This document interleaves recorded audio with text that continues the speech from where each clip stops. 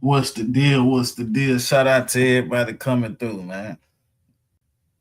Y'all know what time it is. We about to get to it. I gotta pull up what I need to pull up though. Yeah, we got Camilo Anthony, still free Camilo Anthony. Yeah, hold on, let's see. Can I take your order? Can I get a plate of? Nah, you can't take our order.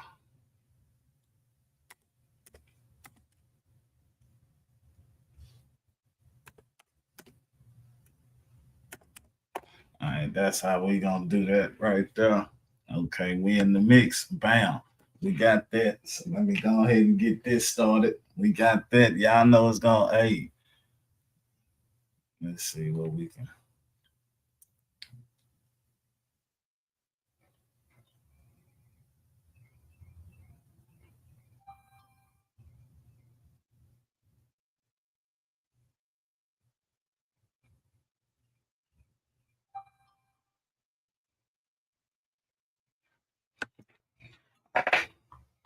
Y'all know what time it is. We about to jam. You're 1 second. My bad, y'all. We about to jam. Let me go ahead and get this bitch crunk up. Yeah, life is a do you die, especially for me, cause I'm a G one deep when I ride. All right, bam, here we go. I'm gonna double tap that screen, dog. Gonna get this action going up in here, man.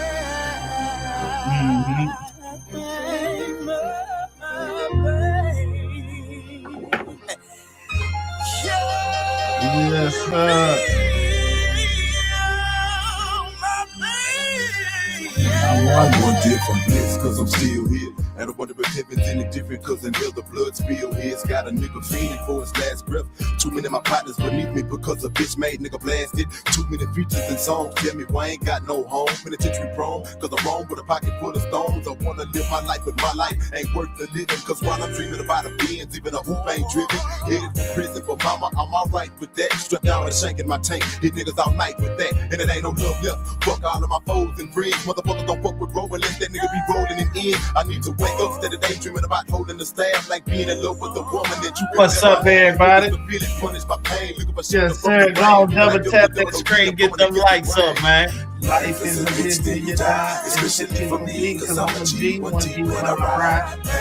Everybody say that I changed, but I was tired of going through it in this crooked ass game. Life is a bitch, then you die. Especially for me, cause I'm a G, never one G switch when I up. ride. Hey, man, Lil Everybody Travis say ain't that I never changed, gonna but I was switch up, tired of dog. going through it in this crooked ass game. To all my down ass niggas, y'all can kiss my ass. Anybody who ever said they was down with me can kiss my ass. In the 2K8s, I'm a sick nigga that's quick to blast. And for the smallest disrespect, I'm coming to get your ass. Out of double motherfuckers, what they gon' do for me? Out of town on stage, nobody from the hood in the crowd to root for me. Supposed to be my people, but I think my people is the devil. Fuck my peers, cause I'm on another level. On my knees, screaming, Jesus, can you save me? My shit so fucked up, I wonder if you thought about me lately. And it hurts so deep, a nigga can't sleep, making me late night creep. Suicidal thoughts, I think I'm ready, plus it's fucking with me. When I be missed by these bitch niggas, these What's fakes up, and frauds. everybody? What's the deal? What's the deal, man? Though it's torn apart, Don't double tap that screen, hit them right. until my niggas keep your distance, I got slugs for you. I shed blood for you, but I'm not appreciated. The only nigga that never hesitated, and it ain't no more. I'd have been out my road dogs, name on tape.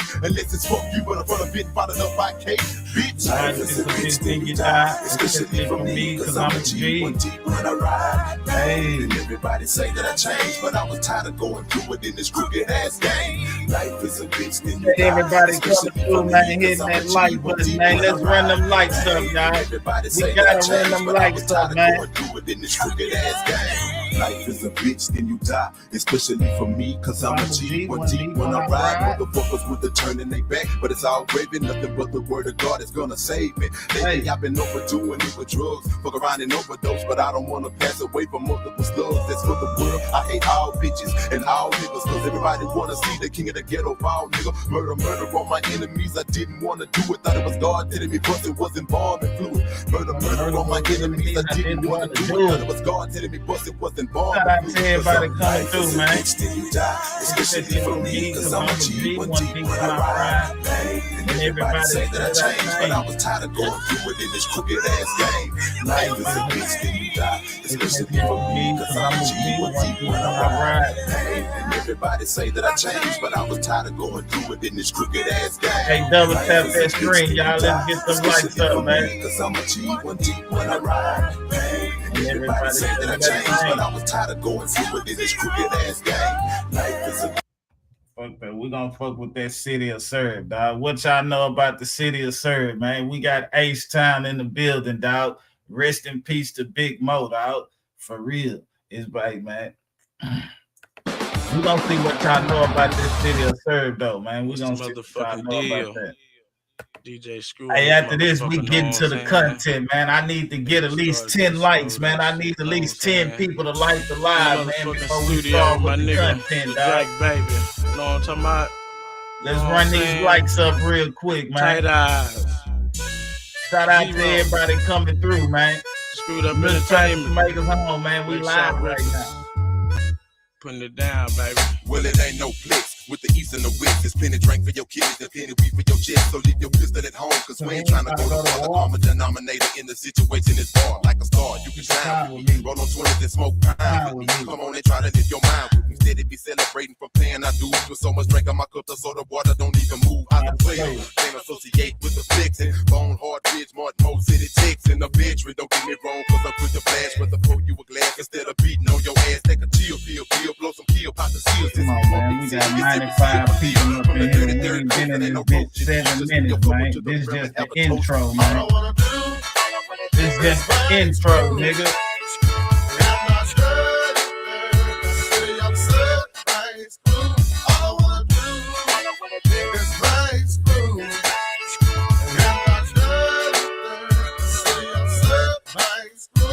Stepped in, not a knock twins. Moyo coming down. Just get them lights up, y'all. Just get them goddamn lights up, man. I done let the potent flow. Can nobody see more than Moyo? It's Big Mo, drink, baby. I done came down. I'm out A-side. And you know I'm older G. That M-O-E got up on 3. I'm coming down through in my bed. Screw, yeah. Mo coming down, make the candy wet. Said a Mo, Big Mo right down on phone. Y2K with my headlights on. Crossing through to the Yellowstone. By the scoop me a yellow phone. Phone 6 on my cell phone. Time for me to play my song. Haters better leave Mo alone. Better words and sing this song. All I wanna do is bang screw. Is bang my screw. And my screw is bang screw. All I wanna do is bang screw. Is bang my screw. And my screw is bang screw. in the city you serve, we like to jam music slow. Still come up with subjects to make them hit the flow. 84s and Vo's, look the freshest on my load, especially the photos. Bumper scrape against the road, floss mode console, looking like a lumberyard. Work with my trunk up and down the boulevard. Charge the platinum card and the visa to the max. Still won't get no sleep until my click see some packs. Cadillacs and 6 packs with gas bankers too. Click it, clack, clack, clack at your rack ass crew. Paying dues and staying true. It's the rules of the game. At the top of the food chain, banking screw your own chain. All I wanna do is bang my screw. Hey man, rest in peace to Big Mo, man. We about to get on with the content, bro. We got Austin Dad, dog. We got Austin Medcliffe Dad, man. We got this racist man finally want to speak, you know, telling he ain't doing nothing but spreading hate, dog. So we about to see what he talking about, because we probably got some more ass to kick. And said, Jeff, yeah, we probably got some more ass. All I know is Austin has been Free stabbed. Camilo. I asked him where. He said Kirkendall Stadium. I immediately hung up the phone, and I made it there in about 4.5 minutes. When I arrived, it was pretty chaotic. A lot of police cars, a lot of people. I ran through probably 10 different officers who tried to stop me. When I did reach the track, The scene that I saw was my son, Austin, and they had a C machine on it, which actually it automatically pumps on your chest. But when I saw him, yeah, I knew he was gone. I prayed for a miracle. And as soon as that happened, I asked the ambulance, the EMTs, what hospital they were taking him to. And once they instructed me where they were going, I directed my attention to finding Hunter. And they said he was taken to the locker room in the field house. So I proceeded to go run over there. And I found Hunter, who was uncontrollably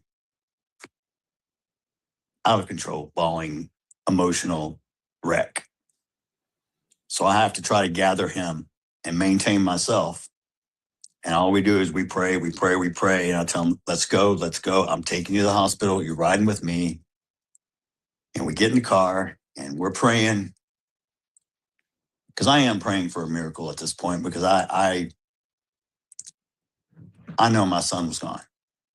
But we get to the hospital. We get in the room. Man, this shit gotta be stupid. This nigga talking about he know his son was gone and he was praying. Nigga, if you knew your son was gone, why was you praying? Yeah, this shit gotta be stupid than a motherfucker. That nigga said, I knew my son was gone, but I was still praying. Man, you dumb than a motherfucker, nigga. You should have been out there doing something to somebody, nigga, if you knew your son was gone. If I knew my son gone, nigga, I'm not praying to nobody, nigga. We gotta take some old motherfuckers with them. I have to make the phone call to his mom when we were driving to inform her to meet us at the hospital. Oh, shit. He's a punk. By this time, the word's getting... that nigga's a punk. Just imagine he got to call the goddamn mama to let the mama know something happened to our son. Oh, he's a punk.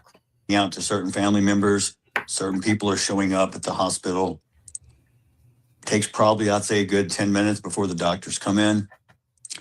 I knew what was fixing to be said. I knew by the look on their face that Austin had passed away. And they confirmed that. That very second, Hunter spun out of control. And it took 5 officers to get him under control. We had to admit him and get him sedated. At that point, they wouldn't allow us to see our son because now it is a crime scene. So they have to process the body. So for over 2 hours, we can't even see Austin. And by this time, a huge crowd of students, parents, friends is overflowing this hospital. It is so touching and so moving, and we're all so distraught over the news of Austin's passing. That moment, I became totally numb and went into what I call survival function mode. I ain't even talking. Yeah, I know he do. Find and buy. I know he sound like a racist because I'm not even talking. Arrangements. You're right. So many things that had to be done. And I needed to stay focused. That very first night, our church held an impromptu vigil. Our church holds 1,500 people at Hope Fellowship. It was overflowing. There was over 1,700 people that showed up that night. Very touching. An outpouring from the community, friends, family, even people who didn't know us. Man, is he talking about something that we care about, bro? Because we trying to get, he ain't talking, we don't care about what they was doing in church and shit. Like, we don't care about who showed up and shit like that, bro. You ain't, What did you? We don't care about this. Showed up in support. Who gave this guy a platform? And I spoke that night about who Austin was. Who gave this racist guy a platform right here, bro? Because he shows talking a bunch of bull crap, shit that we don't give a fuck about. You should have taught your son how to keep his goddamn hands to himself while your son was out there fucking with people and bullying people and shit. You looking like a goddamn fool up here. He was a leader, on and off the field. He touched people's hearts in ways others. Did he say his son was a? Did he say his son was a leader on? No, your son was a bully on the field. That's why he did. Your son was a bully on the field, and your son whooped your ass. Let's talk about. Are you gonna talk about when your son whooped your ass and broke your arm and shit? Because it seemed like he didn't like you. I never beat up my dad before. Yeah, so if a son whoops his dad, that means goddamn it, he don't like his dad. Let's talk about your son beating your ass. So many. And so many loved him. I told a story that night. I appreciate it, man. That means I'm doing my job when I was diagnosed with cancer. Y'all tell me that right there. That means I'm doing my job good. That's what I do it for. Success. I bullshit you not. That's exactly what I do it for. Most people, some of the common stuff. Oh, I'd like a big house and car and a lake property or whatever. But when it came my turn, I had a different view. What did you talk about your turn? I said, what did you talk about? My success will be judged by how many people show up at my funeral. Yeah, that's what I do this shit for. The sound like what do I mean by that? Food. Sounding like when you go to a funeral, entertaining to y'all. The people that attend sound like or someone hopefully you have touched their life in a positive way. Because one thing about people, they don't remember how big your house was. Man, what the hell kind of car you drove, how big your bank account was, what is where you got your nails done. None of that matters. What is he talking about? What matters is people always remember how you make them feel. Man, can somebody tell me what Austin dad talking about? Do y'all think he missing his son or he depressed or some shit? Because we don't even know what he talking about right now. That nigga got me so goddamn lost. What is this interview supposed to be about? They'll never forget how you make them feel. Yeah, do anybody, man, hold on, let me go read the title real quick to see what this shit supposed to be about or some shit, because I'm lost. He say he shit. I don't know what he talking about. Because there's no U-Haul behind a Hershey. Yeah, we trying. You ain't taking nothing with you. You come in with nothing, you go out with nothing. Austin dad sound like a goddamn fool. I ain't gonna lie to you. This nigga sound like a goddamn fool. What is you talking about, fool? Austin's legacy will live forever. Man, that nigga dead. Myself. That nigga didn't even make it to be 18 years old. He's talking about Austin's legacy. Family members, communities. That nigga is set up dead. A scholarship in his name at Memorial High School. Man, nigga, do you know how many young black people die and don't get to see the age 18? And you talking about a legacy, nigga? You know how many partners I got and they died before they got to see 18, nigga? And they didn't leave no motherfucking legacy. Yeah, they know how to play basketball and shit like that, but just because you know how to play sports don't mean you gonna leave no goddamn legacy. Don't nobody care about what the fuck Austin. Who is Austin? We know Austin for being a bully. We know Austin for being a bully and whooping his dad. So you telling me that's what legacy Austin gonna leave is being a bully and whooping his dad? So we understand why he dead. Austin was a white thug. Let's be truthful. Your son was a white thug. Every year, there's going to be the Austin Metcalf Scholarship. We want to give back. We want to help people. That's who Austin was. Austin helped people up. He inspired. He promoted. He encouraged younger classmen, his teammates. He was always there, always believing in them.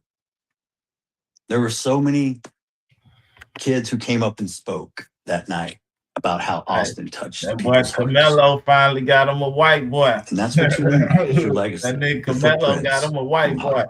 Hey, shout that's out to hey, look. Will be. I'm glad you said that, man. I want to shout out to Carmelo for not hurting another brother.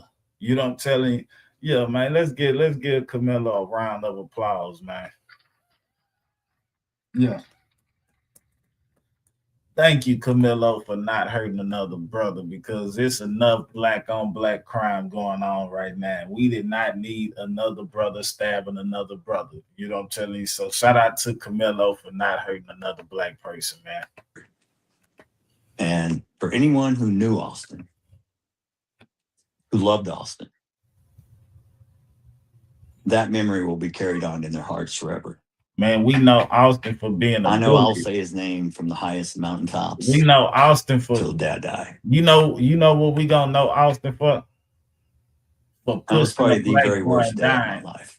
Yeah, Austin went over there and pushed the when black boy. I was diagnosed with stage 4 cancer 10, 11 years ago, I thought I was gonna die. Man, they told me I had a 50-50 chance. I ain't gonna lie to you. An unbelievable player.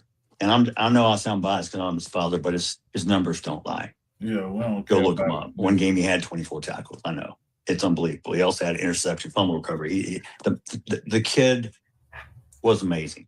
Oh, and I know there's only a 1% chance of you ever actually making it to the NFL, but deep in my heart, I really thought that kid had a chance.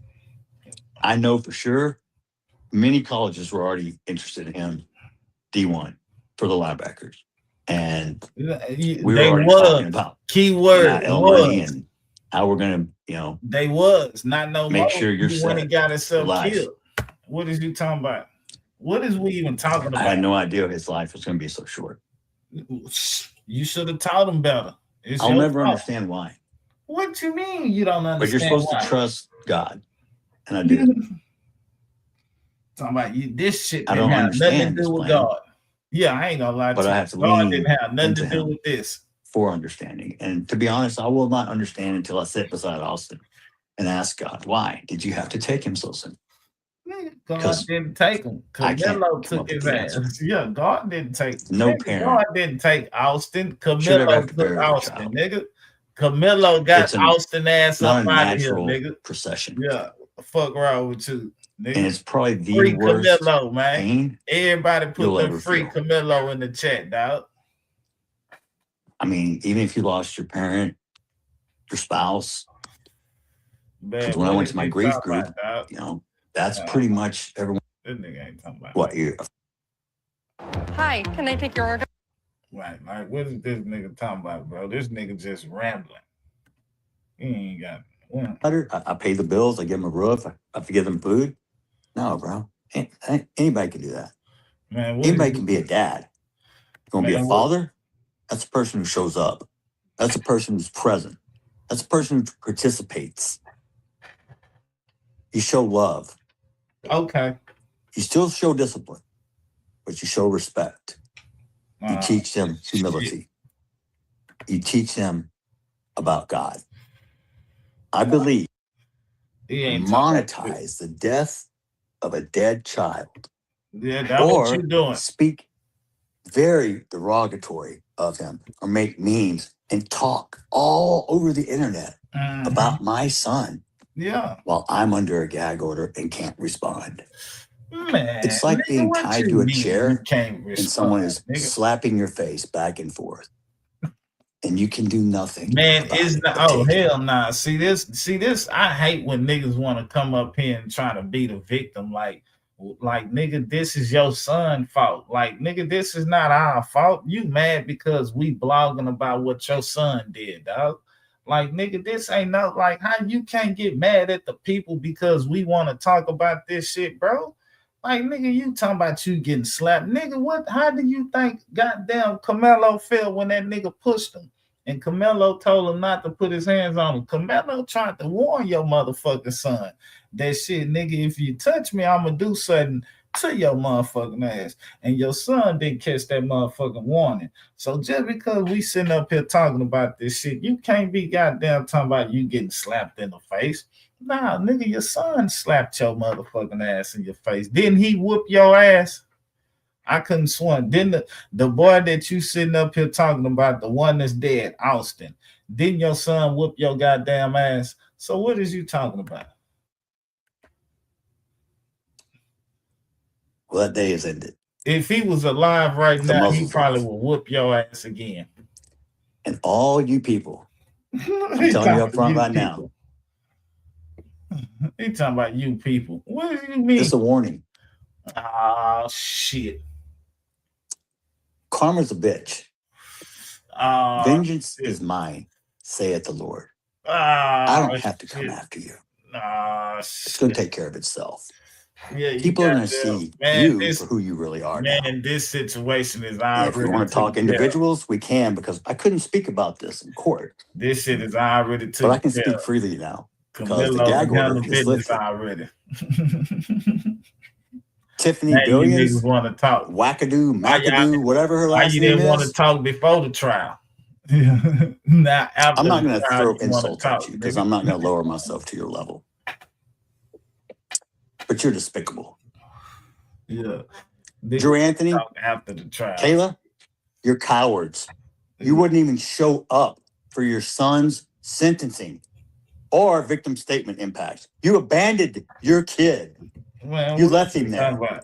I guess he's no more use to you because you can't get any more GoFundMe money or GoSendGo money. You are grifters. You should be ashamed of yourself.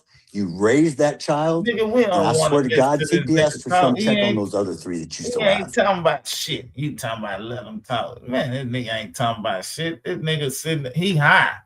What the hell you talking about let him talk? Man, he full of them goddamn pills up here. Yeah, you got this whole ass nigga full of these goddamn pills and you talking about let him talk. He's sitting up here hiding a motherfucker. You never once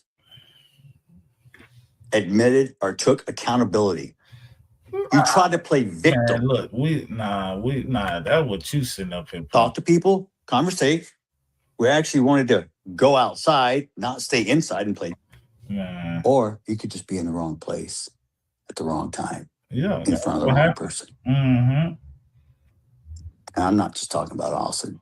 Just go look, just visit Chicago for a weekend. How many shootings do they have? And they have gun laws. Man, when I was in Chicago, how's that working out for you guys? When I was in Chicago, if you told me, man, hey, look, that nigga said, after 9/11, he say try visit Chicago, man. When I was in Chicago, nigga, I had my goddamn cowboy boots on, and I tell you, I walked so many blocks. I'm talking about talking to people, waving at people, people talking to me and shit. Yeah, you talking about go to Chicago, nigga. I walked the blocks in Chicago, nigga. I'm talking about then got something to drink and got something to eat, nigga. I know what alive is: taco stands, hamburger stands, hot dog stands, nigga. I know where all the live shit at, nigga. Yeah, fucking with me when it come down to Chicago, nigga. Yeah, and I know where the cookie dispensary at, nigga. Yeah, yeah, goddamn right. When it come down to Chicago, what the fuck is you talking about, man? Hey, man, go to Chicago, man. Them niggas ain't doing nothing out there. That New York would have a Muslim mayor in a sanctuary city, I would tell you you're crazy because we were all gung-ho, USA, man, all the way, patriotic, love my country with jiu-jitsu. To drink? Yeah, we don't want to listen to this. I'm about tired of listening to this nigga cry, bro. Like, I don't want to hear this nigga cry. I'm about to go find something else to watch because I don't want to listen to this man sit up here and goddamn cry.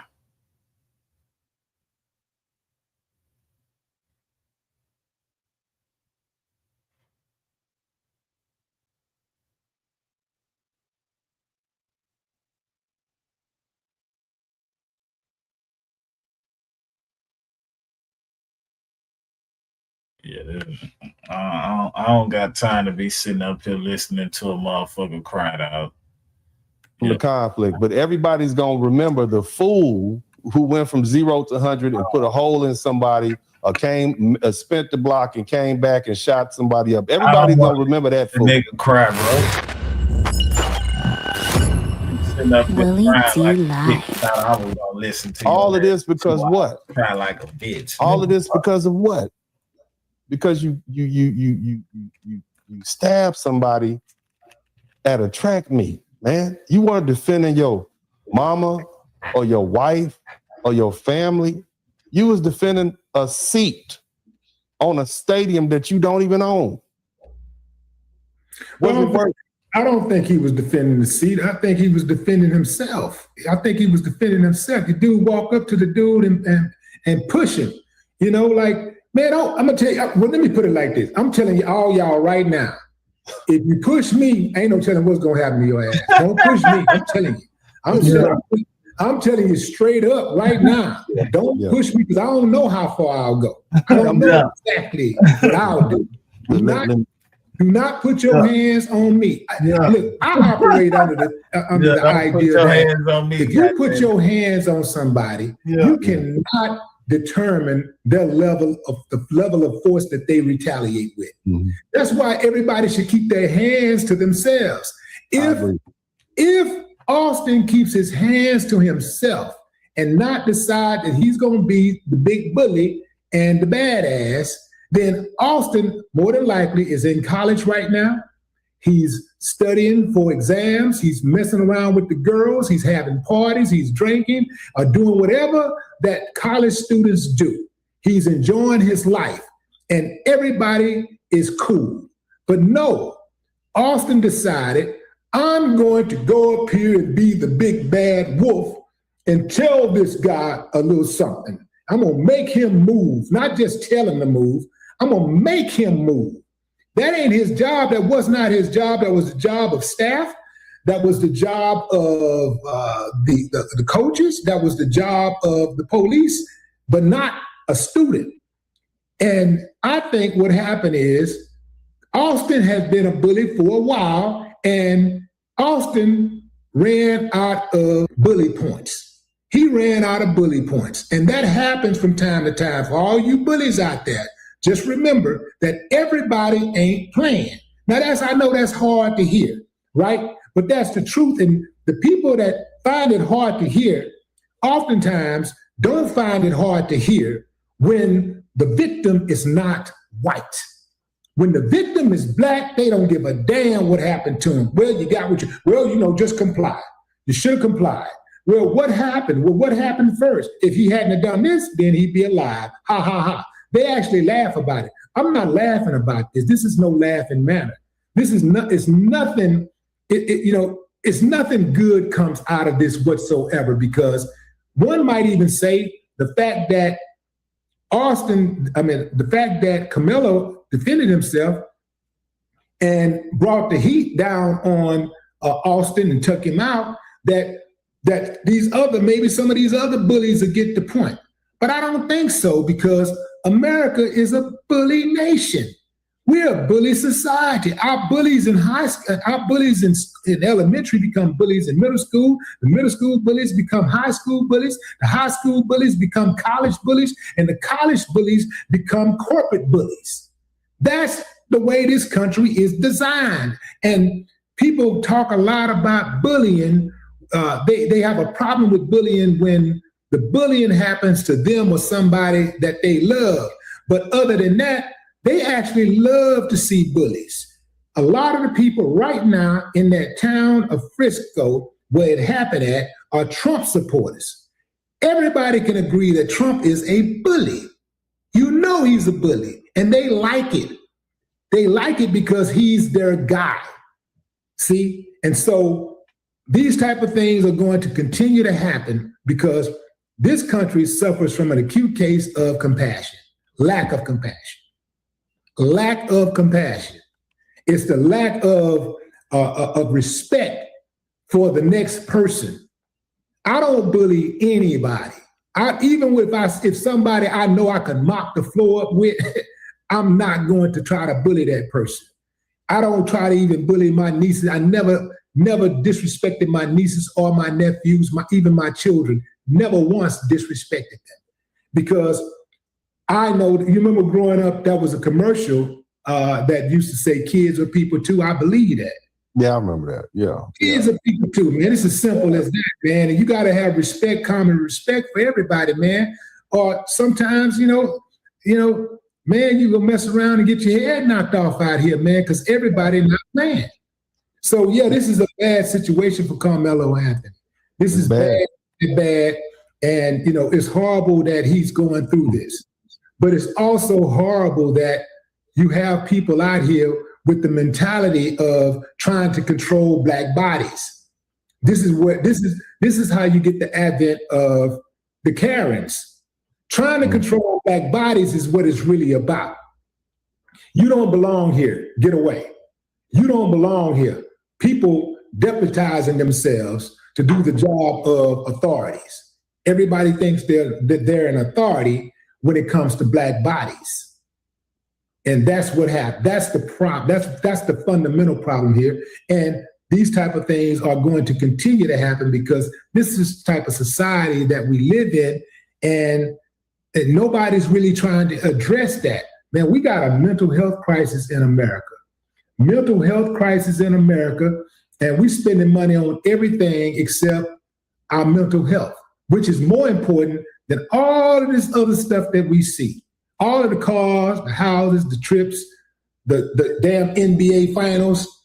Mental health is more important than all of that stuff. I've got an idea for a business online, and I'll use Wix Harmony to make the website. Any site you can imagine.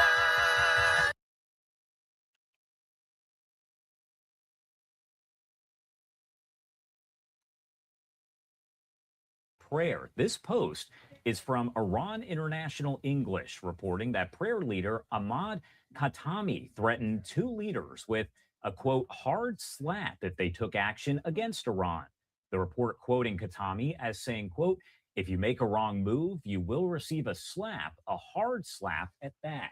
The remarks come as President Trump says he called off strikes in Iran because a deal could be signed as soon as this weekend. Reuters also reporting that U.S. forces shot down two Iranian one-way attack drones just hours ago, and a U.S. official telling Reuters that it appears Iran tried to strike commercial ships in the Strait of Hormuz. Now, as always, there are a lot of developments here, so I do want to bring in Jonathan Saye over at the Foundation for Defensive Democracies to discuss it all. Jonathan, thank you so much, as always, for being here with us. Hi, Josh. Great to be with you again.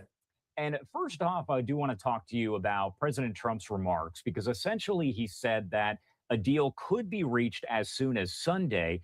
The strikes were called off, the second night of strikes, so to speak. What does that tell us overall?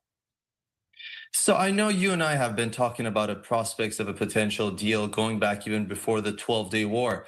But what's partially different this time around is the rhetoric coming from Tehran seems a bit more optimistic when I've been tracking it. You heard a media affiliated with the Islamic Revolutionary Guard Corps saying they are likely to sign a deal. That's something they've never said before. But that said, we hear them again say that they want to push back against one particular demand, which is in this case, again, Islamic Republic asking for sanctions relief or waivers in advance of everything.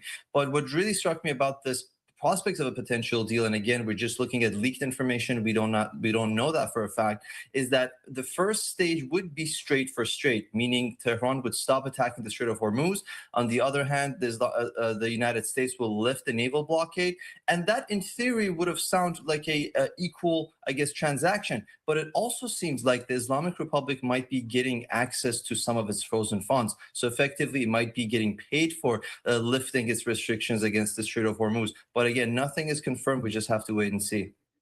And of course, as we always say here, you know, there's a lot of questions about where we kind of go from here. And I wanted to get your take on the sticking points here for each side, because a lot of folks are getting kind of bits and pieces of that. Can you explain for folks out there what the red line, so to speak, is for the U.S. and for Iran? We can first talk about how that red line has a bit shifted on both sides since last year in May when they were negotiating in Rome. prior to the Operation Midnight Hammer and the 12-Day War, the main sticking point was the Islamic Republic refraining from dismantling its nuclear apparatus, giving up its centrifuges, not maintaining the capabilities to enrich uranium that could, again, be fast-tracked towards weaponization efforts. But now, I don't even see the word dismantlement or enrichment capabilities be even discussed. The main nuclear file that is on the table, at least from Washington side, it's the existing stockpile that has already been enriched, which is at this point buried underground because of Operation Midnight Hammer. So that continues to be the focus. But the sticking point, as I said, is more about sequencing as to which side is going to provide concessions first. The regime currently is desperate, of course, for any form of economic relief. Now, whether that's going to be in a form of a sanction waiver that's going to allow the regime to sell some of its oil, or it's going to be the regime having access to some of its frozen funds, particularly in Qatar, the $6 billion that's staying in there. And the fact that the recent negotiation was greatly influenced by Doha and Tehran, of course, negotiating apparently for hours, that does signal that there is a possibility that the United States might be freezing some of these assets. And as we know, one thing about the regime in Tehran, the more paranoid they become, especially, they are eager to reestablish their military, particularly their ballistic missiles. So we know where the money would be going. But again, it comes down to what concession they'll be providing in return. Also important to note, we've heard from Iranian officials who have said at this point that no deal has been approved. Now, we also know President Trump saying that Iran does want to make a deal. We've heard that a few times here, but it's also important to note, you and I have discussed this, that everything Iran says, those Iranian officials, you have to take with a grain of salt. You definitely have to. And what makes it even more confusing is the Islamic Republic's private versus public communication different vastly. We even saw that with the ceasefire between Tehran and Washington in April. Stuff that was mentioned by Tehran was by no means accurate. What they said in the back channel communication with Washington was fundamentally different than what they put out to appease their own support base. And really goes back to the main issue when you're talking about getting a quote unquote guarantee from the Islamic Republic that they're never going to weaponize or they'll never have access to a nuclear weapon. They never even abided by a comprehensive agreement in 2015. They still enrich uranium in undeclared sites. So I don't understand how that would be different this time around, what a guarantee would look like if it's going to be written or verbal, or to be a bit humorous about it, it's effectively a diplomatic pinky promise that you're not going to weaponize. In this context, we can't trust any of that. And I think that the term here is to verify. We need to have inspections to ensure that the Islamic Republic will not be moving towards that direction. But again, inspections, just like dismantlement, seems to be a missing term when we're talking about an MOU or an agreement with the regime. And moving forward here, if for some reason this all does fall apart, no deal is reached, where do we go from here? I have to imagine that the U.S. then resumes those strikes that President Trump has put a stop to if no deal can be reached. That seems to be Washington's stance, and that's what Pete Hegseth also reiterated. The question is what those strikes would look like, whether they're going to be limited to, let's say, the military infrastructure, such as anti-aircraft defense systems or even missile manufacturing processes, or if it's going to have an economic implication for the regime. So some of these petrochemical facilities that, of course, produce missile fuel are also the ones that contribute to exports. That's one. And I know Trump mentioned infrastructure and bridges. Without a doubt, that economic strain is going to really have major implications domestically for the regime in Tehran. Primarily, they won't be able to pay their own staff. But that said, that is no longer necessarily their only Achilles heel. What we have seen so far with the regime is that what really concerns them and what really makes them more fragile domestically is what Israelis did the first week of the war, which is going after their internal security structure. So once Washington establishes that it cannot gain concessions from the regime, it cannot get them to change their behavior, the answer would have to be much more systemic than that. It would have to be pursuing some sort of a power transition in Tehran through degrading the internal repression apparatus. And kind of going in reverse, when I brought you in right beforehand, I was reading some of the comments that were made during the Friday prayer there in Iran, where essentially we heard that this threat was made against President Trump as well as Prime Minister Netanyahu of Israel. do officials take those threats seriously at this point? Creating custom clothing with Tap Stitch is simple. Start by choosing a garment, then click Design Now. I do, and I think officials ought to as well. What's One the thing deal? about the What's the regime is deal? I that they see you, threaten, Rick. but they What's have going followed down, through. man? Actions speak louder than words. They tried to assassinate the president more than once. They tried to carry out an operation against Benjamin Netanyahu through drones coming from southern Lebanon. So the threat is very much real. And one thing about an ideological regime is that they're not necessarily bound by rationale. And we've seen the Islamic Republic escalate even as negotiations were going on. So nothing has really deterred their behavior in this context. And of course, the more paranoid they become, hardliners increasing or more emboldened in the context of the Islamic Republic. The new supreme leader is no different than his father. They Man, we preach the trying to same see form what's of going policies. on over here with And when this you hear war, that man. rhetoric coming from religious leaders, in this case, a Friday prayer imam, is indicative how they're perhaps trying to maybe set the tone domestically. Maybe that's their messaging towards their audience, saying, don't get fooled by the prospects of a potential deal. We are still at war with the United States. And maybe that's their strategy, just to sign an MOU while still maintaining hostilities to an extent, or maybe simply waiting out Trump. And that kind of leads me to my next question here, because ceasefires, they can exist, but that doesn't necessarily mean that the hostilities come to an end. There could still be drones that are shot down. There could be a lot of other activity that happens. Facts. It seems like our interpretation of a ceasefire with the Islamic Republic since April is simply preventing total war, but has not prevented, as you mentioned, limited retaliations and strikes. We saw even Iran attack U.S. assets with drones, as the president is mentioning that there's a potential deal being signed. So hostilities initiated by the Islamic Republic is a strategy that they're testing more and more. They realize that they can maybe escalate. And a week ago, when they attacked Israel on behalf of a proxy, that was the first time the regime had directly used its territory to wage war against Israel simply on behalf of a proxy. So we're seeing a shift in their national security doctrine. They're really further emboldened. They're going about this like they never have before. So when we talk about maybe a ceasefire or extending that ceasefire, it might work out in the context of an MOU, which would mean a more comprehensive deal would even be more challenging, because this is a regime that would just want sanctions relief, but is not done with its hostilities against the United States and also Israel and the Persian Gulf Arab states. And I want to pop this up on your screen coming in from Reuters. Now, we know here that we've heard different terms that could be a part of any kind of memorandum of understanding, a deal here. And again, this is from Reuters, Phil Stewart there. It says Iran's IRNA under the MOU, which is the Memorandum of Understanding with the U.S., Iran makes no commitment regarding the transfer of management of the Strait of Hormuz's Iran's IRNA. The future administration of the strait will be resolved as a regional matter through dialogue and joint decision-making between Tehran and Oman. Iran's IRNA, no agreement is made regarding the nuclear file in the current memorandum. Nuclear talks will take place within a 60-day period after signing. Again, all of this coming in, and it's actually from the reason you keep seeing Iran's IRNA is that's where it's coming from here. So they're citing that. Anything that stands out to you, because for the most part, it kind of looks like more of the same.